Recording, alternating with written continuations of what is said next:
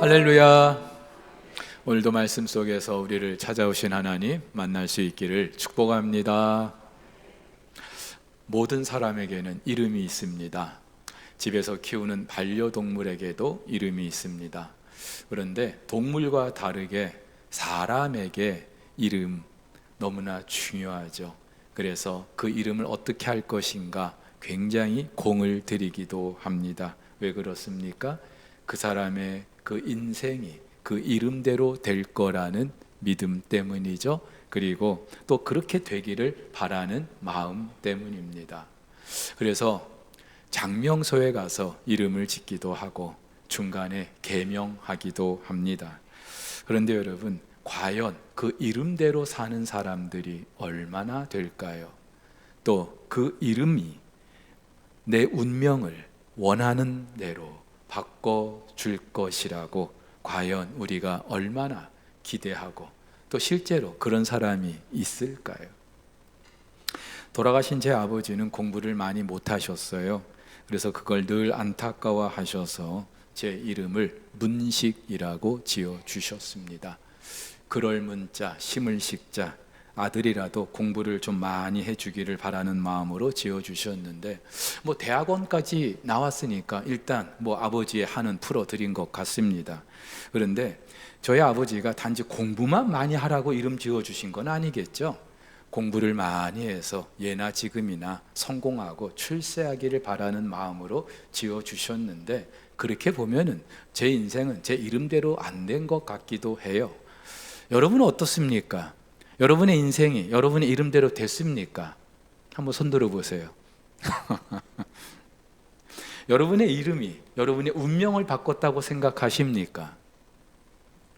아니면 여러분의 그 이름이 여러분의 남은 인생을 바꿔줄 걸로 기대하십니까? 오늘 본문에도 그 이름대로 되기를 바랬던 또 한 사람이 있습니다. 바울 당시 유대 지역을 다스렸던 총독 벨릭스입니다. 헬라식 이름은 안토니우스 펠릭스입니다. 원래 노예였어요. 그런데 로마의 클라우디우스 황제 그 모친 안토니아에 의해서 자유를 얻게 되고 그래서 그 이름도 그 황제의 어머니 이름을 따라서 안토니우스 펠릭스로 이름이 바뀌었습니다. 그의 형 팔라스라는 사람도 노예였는데 황제에 의해서 자유를 얻게 되고 또 황제의 총애를 받는 신복이었습니다.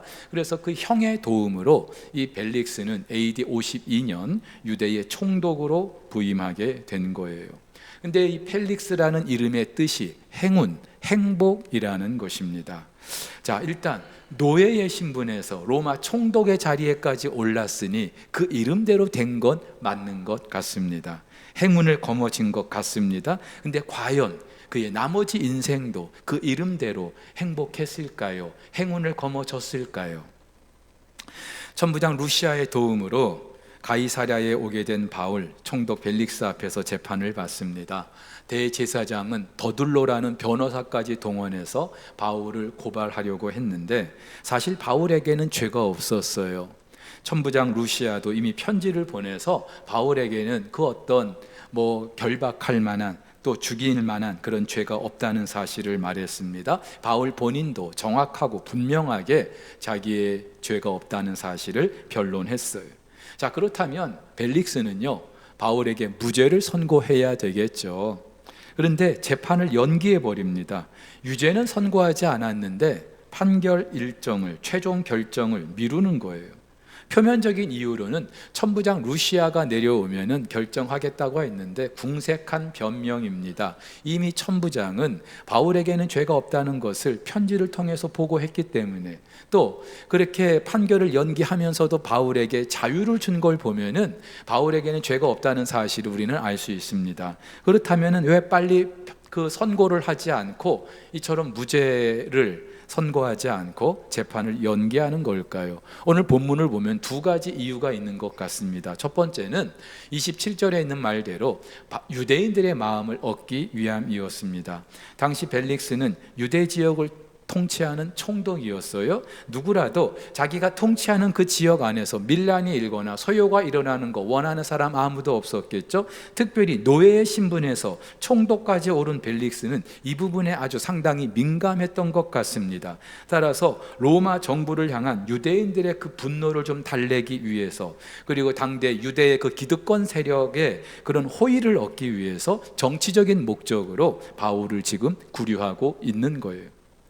그런데 또 하나 이유가 있죠. 바울에게서 돈을 얻기 위함도 있습니다. 말씀드린 것처럼 벨릭스는요, 혈통이 아니라 황제의 호의로 총독에 올랐습니다. 당연히 황제를 비롯한 모든 실권을 가진 그 사람들에게 잘 보여야 했겠죠. 그리고 예나 지금이나 잘 보이는 방법은 돈입니다. 돈을 갖다 바치는 거예요. 그래서인지 자료에 따르면 이 벨릭스는 재물에 관해서 아주 불의했던 사람으로 전해집니다. 한마디로 돈이 많이 필요했고 또 실제로 돈에 욕심이 많았던 사람이라는 거예요. 특별히 지금 총독이잖아요. 총독이라면 돈 받고 죄인 하나 방면해 주는 거 아무 문제 안 돼요. 게다가 바울이 예루살렘에 왔던 이유가 뭡니까? 유럽 교회들로부터 받은 그 구제금을 전달하기 위해서 왔어요. 그 얘기를 들었어요. 아, 저 바울에게는 돈이 있겠구나. 돈 냄새가 난 거예요. 그러니까는 바울을 불러서 이유 없이 자주 노골적으로 돈을 요구하는 것이죠. 이런 벨릭스의 관심, 26절에 바라다 또는 부르다, 이 동사의 시제가 현재 분사형이에요. 무슨 말이냐 하면은 계속해서 그런 일이 있었다는 거예요. 근데 이 벨릭스는 자기 의도대로 바울에게서 돈을 받지는 못했습니다. 그리고 AD 58년 유대를 떠나게 되고 총독 베스도가 뒤를 이어서 부임합니다. 바울에 대한 판결도 다음 총독 베스도의 몫으로 남겨지게 되죠. 자, 그렇다면 이 벨릭스는요, 바울을 가둬뒀던 그 2년 동안 바랬던 소기의 목적을 얻지 못했을 수 있습니다. 그런데 원하는 재물은 얻지 못했어도 이 2년은요, 벨릭스 인생의 절호의 기회였습니다.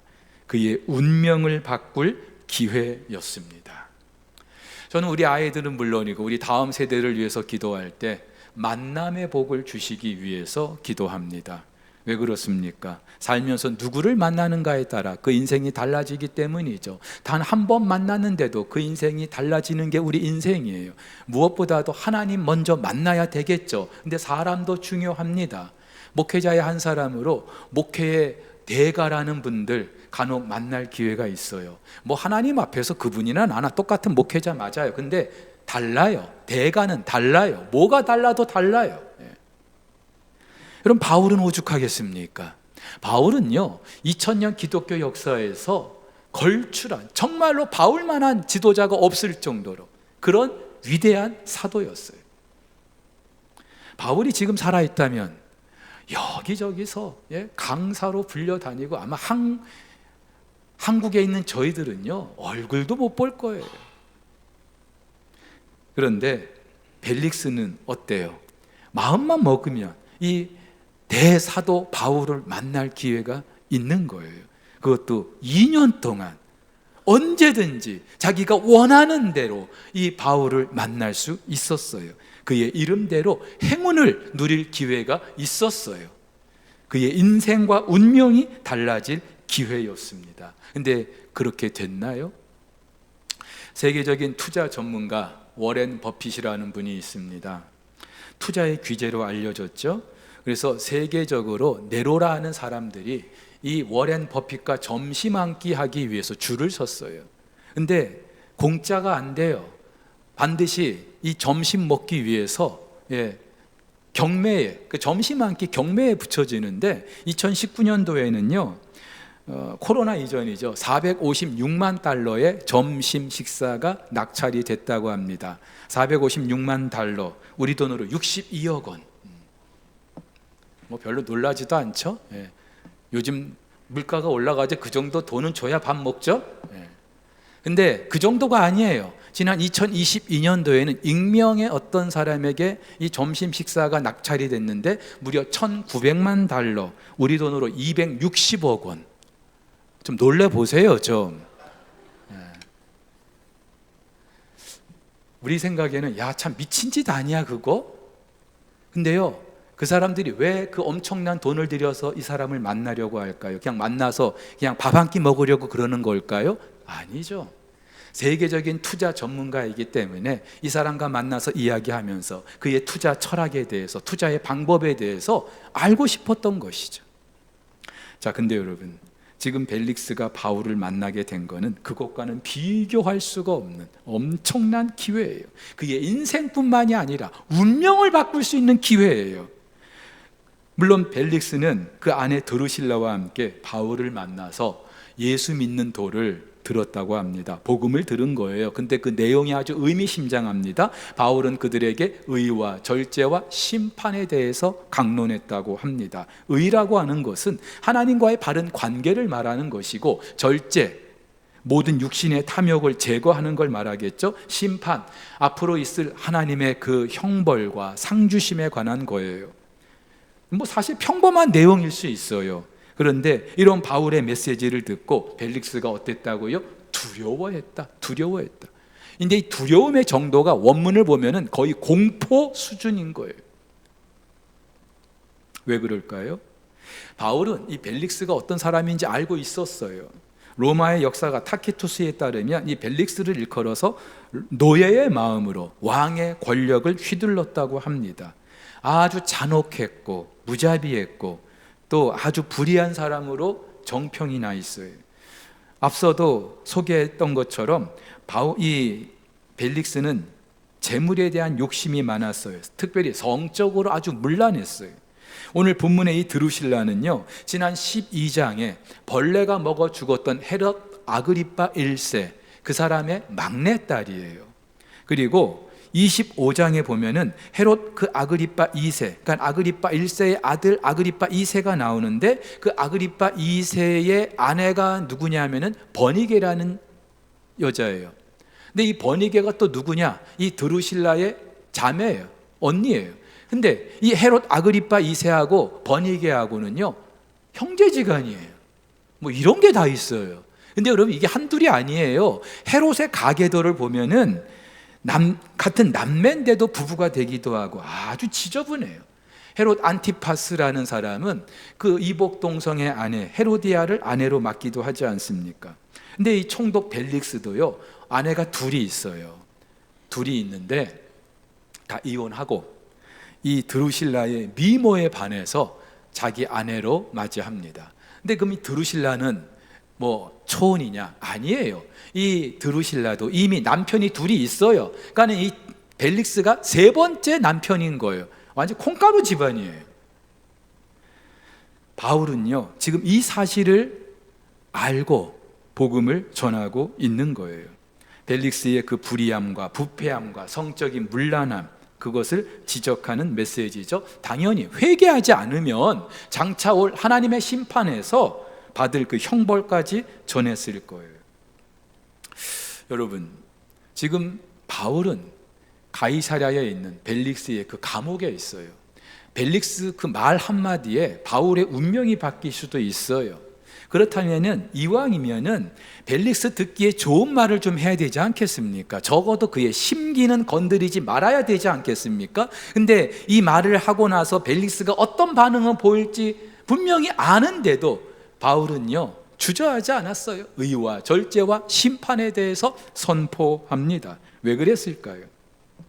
사실 바울은 벨릭스가 두렵지 않았어요. 그가 아무리 로마의 총독이라고 해도, 자기의 생사를 좌우할 만한 그런 권리가 있다고 해도 두려워하지 않았어요. 전에 모셨던 목사님은요, 우리 부교육자들에게 항상 그런 말씀을 하셨어요. 여러분, 하나님 앞 외에 그 무엇도 그 누구도 두려워하지 말라고. 하나님 외에. 그러니까 바울이 그랬던 사람이에요. 바울은요, 죽음 직전까지 갔다 온 사람이에요. 셋째 아내까지 경험한 사람이에요. 죽음이 두렵지 않아요. 실제로 그의 서신서를 보면은 나 사는 것보다 죽는 게 더 좋다, 그렇게 말했던 사람이에요. 세상에 가장 두려운 사람이 누군지 아세요? 무서운 사람. 죽음을 무서워하지 않는 사람이에요. 그랬기 때문에 바울은요, 담대하게 이 벨릭스에게 복음을 전했던 거예요. 그리고 바울이 그렇게 복음을 전했던 이유, 진짜 이유는 그 영혼이 너무나 불쌍했기 때문에. 로마의 총독, 얼마나 대단한 자리입니까? 예? 그런데 아시잖아요. 권불 10년이에요. 아무리 대단한 권세를 누려도 10년을 못 가요. 실제로 이 벨릭스는요, 유대인의 고발로 인해서 AD 58년, 52년에 부임했는데 6년 만에 다시 로마로 소환되고 파면이 돼요. 근데 여러분, 멀리 갈 거 없잖아요. 우리가 다 겪고 있잖아요. 그렇다면은 누구라도 이 땅에 유한한 것이 아니라 영원한 운명을 생각해야 되겠죠. 이 땅의 행복보다도 영원한 행복을 생각해야 합니다. 그런데도 이 벨릭스 여전히 눈에 보이는 돈과 권력, 이게 전부인 줄 알았던 거예요. 얼마나 안타까웠을까요? 이런 벨릭스 앞에 바울이 자기 살자고 대충 좋은 말만 둘러댈 수 없었어요. 여러분, 정말 제대로 된 의사라면은 환자가 다 죽어가요. 그런데도 환자의 감정 살피느라고 대충 좋은 말 할 수 없어요. 당신 이러다 죽어요. 제대로 말을 해줘야 되겠죠. 당연히 환자는 그 의사의 말을 듣고 두렵겠죠. 벨릭스도 그랬어요. 여러분, 복음이 그렇습니다. 복음은요, 누구에게는 위로와 소망을 주는 메시지이지만 또 누구에게는 아주 잔인한 두려움을 줄 수밖에 없어요. 복음이 그런 거예요. 근데 그것을 결정하는 기준이 무엇입니까? 복음이 누구에게는 위로와 소망이 되지만 누구에게는 잔인한 두려움을 주는 겁니까? 그것을 결정하는 기준, 회개예요. 회개하면 위로와 소망이 되지만 그렇지 않으면 두려움인 거예요. 안타깝게도 이 벨릭스는 회개하지 않습니다. 그 기회를 놓쳐버려요. 바울의 말을 듣고 회개했으면 좋았을 텐데 가라, 물러가라. 듣기 싫다 이 말이죠. 그런데도요, 또 틈만 나면 불러가지고 뭐를 요구해요? 돈을 요구해요. 너무너무 안타깝죠. 왜 그랬을까요? 돈이 전부라고 생각했던 거예요. 돈이 자기 운명까지 바꿀 거라고 착각한 거예요. 여러분 중에도 돈 좋아하는 분 아니, 돈 다 좋아하죠. 저도 돈 좋아해요. 근데 여러분, 돈이 우리를 망치는 게 아니에요. 잘 들어보세요. 돈은 가치 중립적이에요. 근데 무엇이 우리를 망치느냐? 돈을 향한 우리의 마음, 그것이 우리의 운명을 결정한다는 거예요. 바울은 이렇게 말합니다. 돈을 사랑함이, 뭐를요? 돈을 사랑하는 것이 일만 악의 뿌리가 되나니 이것을 탐내는 자들은 미혹을 받아, 돈을 탐내는 자들이 미혹을 받아 믿음에서 떠나 많은 근심으로 자기를 찔렀다. 하나님은 우상을 싫어하시죠? 아시죠? 우상이 뭡니까? 하나님 대신에 더 사랑하고 더 신뢰하고 더 순종하는 게 우리의 우상입니다. 만약에 저와 여러분들이 하나님보다 더 사랑하는 게 있다면, 더 신뢰하는 게 있다면, 더 순종하는 게 있다면 그 우상이에요. 우상이기 만들어 놓고 그 앞에 절하는, 그게 우상이 아니고요. 우상은 보이지 않지만 우리 널려 있어요.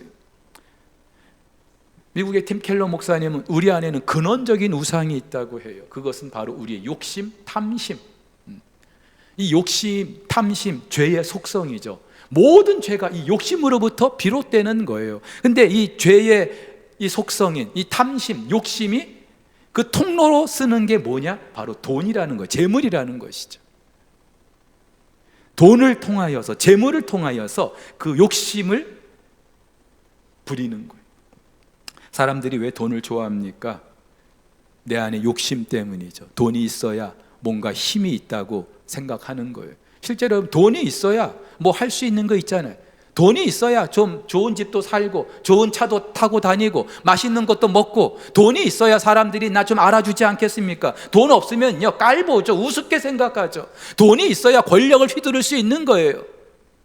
돈이 그렇게 좋은 거예요. 그래서 다들 돈에 미쳤어요. 돈이 전부라고 생각하는 거예요. 최고라고 생각하는 거예요.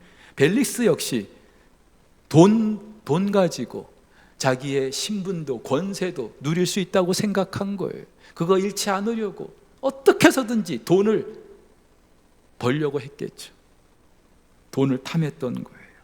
근데 여러분, 이 탐심, 돈을 향한 우리의 탐심은 아무리 채워도 채워지지 않아요. 하나님도 채우실 수가 없어요. 그리고 절대로 이 욕심은 우리를 행복하게 할 수가 없어요. 당연하죠. 여러분, 우상이기 때문에, 욕심은 우상이기 때문에, 우상은 절대로 우리를 행복하게 할 수가 없어요. 오히려 우리를 불행하게 할 뿐이죠. 파멸에 이르게 하고 멸망에 이르게 하는 것이 우상이에요. 오늘 디모데전서에서 바울이 돈을 사랑하는 것이 근심으로 자기를 찔렀다라고 하는데, 이 찔렀다라고 하는 것은 쇠갈고리를 가지고 고기를 딱 낚아채는 거. 이 욕심에 한번 우리가 낚이면은요, 우리 인생이 끝나는 거예요. 결국 돈에 지나친 탐욕을 품은 사람들, 신앙보다 물질에 더 관심을 품게 되고 신앙도 잃고 방황하고 결국 걱정과 근심에 시달리다가 고통을 겪는 거예요. 이게 과연 행복일까요? 지금 여러분들 중에도 돈 때문에 고민하는 분들 참 많을 거예요. 돈 때문에 인생이 행복하지 않다고 생각하는 분들 많을 거예요. 돈이 여러분들을 불행하게 하는 게 아니에요. 내 안에 욕심이에요. 욕심. 바울이 전한 그 복음보다 돈을 더 좋아했던 벨릭스, 과연 그 이름대로 행복했을까요? 아니죠. 자료에 따르면 이 벨릭스의 아내 드루실라에게는 아들이 하나 있었어요. 아그리빠라는 아들이 있었는데, 그 로마의 베수비우스 화산이 터질 때, 폼페이 그 화산 폭발 사고 때 죽었던 걸로 전해집니다. 벨릭스도 그랬겠죠. 여러분, 이걸 보면은 다 일장의 춘몽이에요. 그래서 우리 믿음의 선배들이 불렀던 허사가라는 이 찬양, 들을수록 마음에 와 닿을 수밖에 없어요. 세상 만사 살피니 참 헛되구나. 부귀공명 장수는 무엇하리. 고대광실 높은 집 문전 옥답도 우리 한번 죽으면 일장의 춘몽. 도지 마나 무엇해 나 죽은 후에 삼척광중 일장지 넉넉하오니. 의복 많아 무엇해 나 떠나갈 때 수의 한 벌 관한 게 족하지 않나. 여러분, 그렇지 않아요? 사랑하는 우리 성도 여러분, 우리 인생의 행복은 오직 예수 그리스도께 있는 줄 믿습니다. 이 땅은 물론이고 영원한 우리의 운명도 예수 그리스도께 있는 줄 믿습니다. 그래서 바울이 말하죠. 그런즉 누구든지 그리스도 안에 있으면 새로운 피조물이라. 그리스도가 우리의 운명을 결정한다는 거예요. 이전 것은 지나갔으니 다 새 것이 되었도다. 바울은 총독이 싫어할 줄 알죠. 하지만 이 의와 절제와 심판의 메시지 전하지 않을 수 없었던 거예요. 그게 너무나 중요하기 때문에, 가장 중요하기 때문에.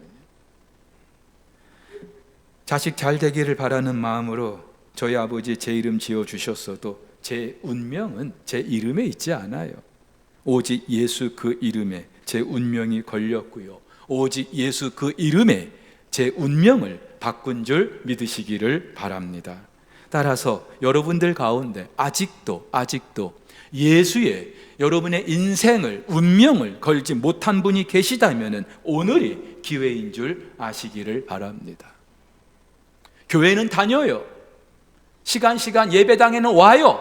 그런데 아직도 여러분의 인생을 예수 그 이름에 걸지 못한 분이 계시다면 오늘이, 이 말씀이 들리는 오늘이 여러분에게 기회이기를 주의 이름으로 축복합니다. 아울러서 신앙의 연수가 오래됐는데도 아직도 세상과 교회 양다리 걸치면서 사는 분들이 있다면 역시 기회라고 생각하셔야 돼요. 이제라도 돌이킬 수 있는 기회예요. 여러분 명심하세요. 예수를 믿는 것과 예수를 따르는 건 별개예요. 나 예수 믿어요. 근데 그 삶을 보면은 전혀 예수를 따르지 않아요. 그건 믿는 게 아니에요. 예수님께서도 뭐로 아신다고요? 열매로 알 것이다. 너희 믿음 열매로 알 것이다. 믿는 신용만 부린다고 믿는 게 아니에요. 그렇다면은 나에게는 지금 그 믿음에 합당한 열매가 있는지 살펴야 돼요. 지금이요. 지금. 이 말씀이 들리는 지금. 왜냐하면 기회는 자주 오지 않거든요. 바울이 가이사랴의 그 감옥에 있었던 2년, 벨릭스에게는 절호의 기회였어요. 그의 인생은 물론이고 운명을 바꿀 기회였어요. 그런데 벨릭스만 그런 게 아니에요. 여러분 가만히 살펴보세요. 여러분 주변에 누가 있는지, 왜 하나님이 이 사람을 붙여주셨는지, 지금 나에게 주신 기회가 무엇인지, 왜 나에게 이런 기회를 주셨는지, 지금 이 말씀을 들려주시는 이유가 무엇인지, 도대체 무엇 때문에 오늘 7월 13일 주일 예배 때 이 말씀을 들려주시는지 잘 생각하셔야 돼요. 왜냐하면요, 더 이상 내 인생에 이런 말씀조차 들려주시지 않을 수가 있기 때문에. 애굽의 바로는요, 모세의 말을 듣고 여러 차례 마음을 돌이킬 기회가 있었어요. 저 같으면 한두 번 재앙이 있으면 그래 내가 잘못했다 손을 들만도 한데, 애굽은요, 이 바로는 끈질기게 10가지 재앙까지 가고 나서야 손을 들어요. 근데 그것도 항복한 게 아니죠. 나중에 군대를 이끌고 그 애굽 이스라엘을 뒤쫓다가 어떻게 됐어요? 홍해에 다 빠져 죽었어요. 진작에 회개했더라니. 갈멜산에서 불로 응답하신 그 하나님을 경험했던 아합도 내가 잘못했습니다, 내가 정말 잘못했습니다, 그 갈멜산 위에서 회개했더라면 그의 인생은 그렇게 비참하게 끝나지 않았을 거예요. 하나님이 기회를 주시지 않는 인생은 아무도 없어요. 그것도 여러 차례 주셔요. 근데 마냥 기회가 있는 게 아니에요. 우리도 마찬가지예요. 목사님 또 다음에 또 기회가 있겠죠. 다음에 하죠 뭐. 한 번은요, 마귀들의 작전 회의가 있었다고 합니다. 그날의 주제는 이 땅의 그리스도인들을 어떻게 하면 다 무너뜨리고 망하게 할까. 한 젊은 마귀가 호기롭게 우리 모든 그리스도인들 다 죽여버립시다. 그러니까 한 늙은 마귀가 그거 안 돼요, 그거는 오히려 더 교회만 부흥하게 할 뿐이에요. 그래서 또 다른 마귀가 말합니다. 그럼 우리 다 옥에 가둬버립시다. 감옥에 다 쳐넣읍시다. 그것도 안 돼요. 그러면 그리스도인들이 더 기도하고 더 열심을 낼 거예요. 그러자 한 지긋한 마귀가 이렇게 말합니다. 그리스도인들에게 이렇게 우리가 속삭이는 겁니다. 우리 사랑합시다, 우리 전도합시다, 우리 기도합시다, 우리 말씀 읽읍시다, 내일부터 합시다. 그렇게 속삭이자는 거예요. 모든 마귀들이 박수를 치고 만장일치로 통과를 시키고 지금까지 이어져 오고 있다고 합니다. 여러분들 중에도 이런 분들 계실 거예요. 목사님 몇 살까지만 저 열심히 돈 벌게요. 제가 지금 하고 있는 일 열심히 할게요. 그리고 몇 살 지나고 은퇴하면은 그때 가서 제가 좀 주의 일 좀 해볼게요. 제가 이런 분들에게 두 가지 질문을 여쭤봅니다. 첫 번째는요, 그 나머지 인생, 주를 위해 살겠다고 하시는 그 나머지 인생, 여러분들에게 안 주어지면 어떡할 거예요? 가령 60세까지만 내가 열심히 일하고 돈 벌고 내 뜻대로 살고 60세 이후에 내가 한번 좀 주를 위해 살아볼게요. 그 60세 이후가 여러분에게 주어지지 않으면 어떡할 거예요? 이미 60 넘은 분들도 많이 계십니다만은, 또 하나, 적어도 그 전 인생, 그 60세까지 내가 돈 벌고 열심히 일하고 싶다고 하는 그 인생도 과연 그렇게 살라고 하나님이 우리에게 주신 걸까요? 여러분, 가정 돌보지 말라는 것도 아니고 돈 벌지 말라는 것도 아니에요. 근데 우리가 분명히 알아야 될 거, 우리 인생 무엇을 위해 살아야 될지 답은 분명하죠. 나를 위해서 하나님이 영광을 받으셔야 하는 줄 믿습니다. 그것이 무엇이든 주의 뜻대로 살아야 하는 줄 믿습니다. 여러분들이 돈을 버는 거 좋아요. 근데 도대체 내가 돈 벌어서 뭐 할 건가? 그 이유가 분명해야 돼요. 남들처럼 돈 모아서 집 사고 노후 준비하고 위함이라면, 그것 때문이라면 여러분 다시 한번 생각해 보십시오. 내 인생 이렇게 살라고 하나님이 허락하신 걸까? 사람의 평균 수명이 늘어서요, 이제 웬만한 나이가 돼도 하나님께서 안 불러가시잖아요. 우리 어르신들 중에도요, 하나님이 왜 나를 안 불러가시는지 모르겠다고 저한테 막 하소연을 하세요. 그럼 제가 어떻게 해요? 제가 하나님 빨리 불러가라고 기도라도 해드릴까요? 근데 그러니까 사람들이 죽음에 대해서 굉장히 무뎌지는 것 같아요. 근데 여러분, 그래도요, 하나님이 우리를 부르실 것 같으면 오늘이라도 부르실 수 있어요. 그렇지 않아요? 실제로 우리 주변에 전혀 뜻하지 않은 분들이 하나님의 부르심을 받는 때가 너무나 많잖아요. 그럼 저나 여러분들이나 지금이라도 하나님 우리를 부르시면은 하나님 앞에 가서 대답할 말이 있어야 되겠죠. 나 이것 하다 왔습니다. 목사지만은요, 저도 참 자신이 없어요. 코 흘리게 때부터 목사 되겠다고 했고 목사가 됐고 목회밖에 몰랐어요, 지금까지. 근데도 지금이라도 저 부르시면은 너무나 자신이 없어요. 도대체 내가 뭐라고 말씀을 드려야 될까? 사랑하는 우리 성도 여러분, 이제라도 제대로 살아야 되지 않겠습니까? 이제라도 주의 뜻을 우리가 헤아려야 되지 않겠습니까? 오늘 이 말씀이 듣기 싫은 분들도 계실 거예요. 안 듣는 분들도 계실 거예요. 아니면은 목사님 잠시 스킵하고 다음에 그 말씀 제가 들어볼게요, 이런 분들도 계실 거예요. 오늘이 마지막이면 어떡할 건데요? 오늘이 마지막이면. 사랑하는 우리 성도 여러분, 오늘이 내게 주신 마지막 기회라고 생각하고 그때 우리의 인생이 비로소 주께 드릴 열매가 있는 줄 믿고 남은 인생 그렇게 살아갈 수 있기를 예수님의 이름으로 축복합니다. 축복합니다.